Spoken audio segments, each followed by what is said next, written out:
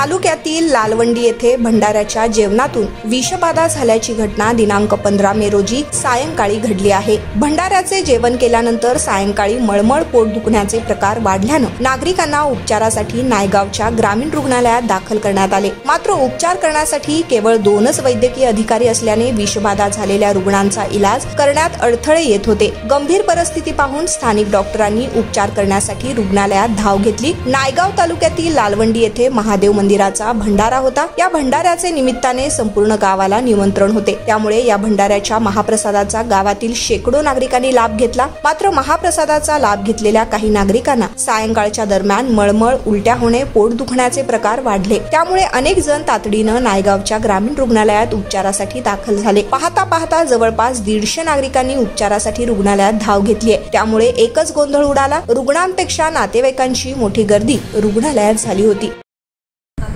लालवंडी या गावामध्ये सकाळी 4 वाजतापासून संडास, उलटी, पोटदुखी याचे रुग्ण RH नायगाव इथे दाखल झालेले आहेत।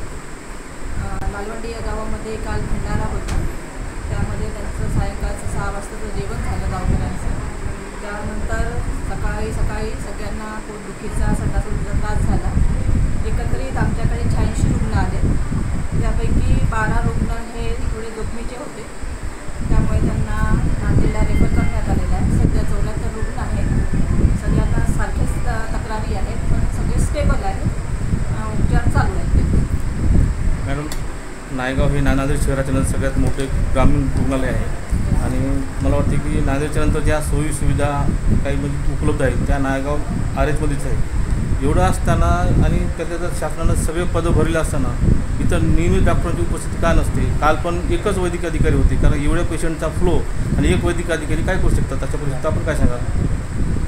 रात्रीची वेळ असते, नाईटचे डॉक्टर्स जे असतात नियमानुसार त्यांच्या ड्युटी असतात, त्याच्यानुसार आहे।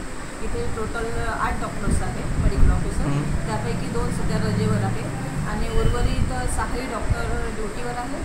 5 डॉक्टर सध्या पण उपस्थित आहेत आणि त्यातला 1 डॉक्टर आम्ही 12 रुग्णांसोबत संदर्भित केलेला आहे आणि त्यांच्यासोबत आम्ही पाठवले। पण काल 2च वैद्यकीय अधिकारी होते का? त्याबद्दल काय सांगाल आपण तुम्ही? ठीक आहे, आम्ही जे काही आता तपास करूया, त्याच्याबद्दल चौकशी करतो। जो कोणी असेल त्यांना नोटीस इश्यू करू, त्याच्यानंतर तक्रारी वाढणार नाही त्याची दखल घेऊ। आता ह्या सगळ्या रुग्णावर उपचार करण्यासाठी आपल्याकडे जे औषध साठा वगैरे आहे का पुरेसा उपलब्ध? हो, पुरेसा औषध आहे। सगळे जे काही सलाईज वगैरे लागतात, अँटीबायोटिक्स लागतात आणि सिम्पटमॅटिक ट्रीटमेंट देण्यासाठी काही औषध गोळ्या लागतात, सगळं आपल्याला आणि राहणार लालवंडी। आम्ही महादेवाचा भंडारा होता आमच्याकडे, 400-500 लोकांचा कार्यक्रम होता। आम्ही सगळे जेवायला गेलो, त्या ठिकाणी वरण भात, खीर आणि आंबील होते। म्हणजे गावातले सगळ्यात कोणा बाईचे समजा आंबे झाले, कळशी आले होते, कळशी एखाद्या कळशीमध्ये समजा सर्वच एकत्र करून खाल्ल्यानंतर झाले का? सर्वांचे आम्ही एकत्र केल्यानंतर सगळे जेवण करून गेले।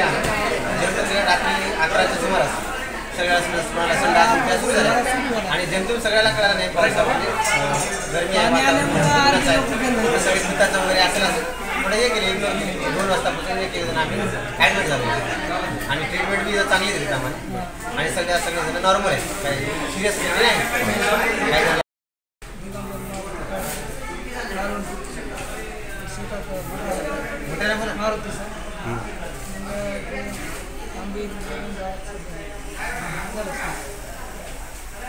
त्याच्यामध्ये विषबाधा 400 लोकांना विषबाधा झाली। 400 किती सिरियस आहेत काय माहिती?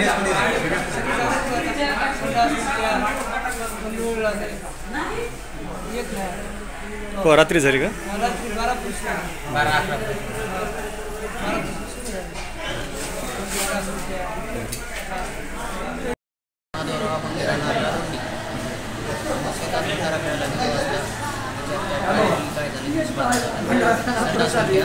चालू झाले किती लोकांना? किती सिरियस आहेत काही? नेमकं कारण काय कळालं?